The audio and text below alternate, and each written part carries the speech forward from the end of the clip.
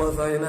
सावरा मूंखे संग पिया घुरनि ॿी ज़ात जा जंहिंमें चिड़म मां गोली हणी ॾिनो न वो संग कंहिंजो घुरनि पिया छो न्याणीअ घुरनि जो पिया? त उहो संग ॾे कारे जे ॾंड में तूं भॼी शादी कई आहे सम्झे मां चयो बाबा तव्हांजो मैडम जो न को भाउ आहे न को भाणे जो आहे हिन हिन जो पीउ आहे न माउ आहे हिनखे हर शइ ड्यूटियूं वूटियूं मां हर शइ करे ॾिनी हा हर ॻाल्हि अॼु ताईं पघार मां न वठंदो आहियां जेके भेण पाले थो हुनखे ॾींदी आहे अच्छा मां अॼु ताईं रुपए बि न वरितो मां सॼी दुनिया खे ख़बर बसि हिते हिक ॿिए खे दॿूं सॿूं ॾियूंसीं उन ते अच्छा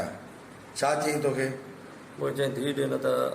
मां हली ईंदीमांइ पर चयमि ॾहनि फुटनि अच्छा फायर त पोयां लॻल आहे न साईं आॾो लॻंदो फायर पोयां लॻल आहे अॻियां निकितल आहे गोली उहा त महिल फासिरी थी पुठी थी तॾहिं तूं बसि पोइ त महिल होश में ख़बर न पई अच्छा वो पिस्टल खणी तव्हां वोट रखी आयो जी साईं पिस्टल तो जो हितां खणी वरी वोट रखियो पिस्टल जी साईं तोसां ॿियो केरु हिन केरु बि कोन मां अकेलो तूं अकेलो आहीं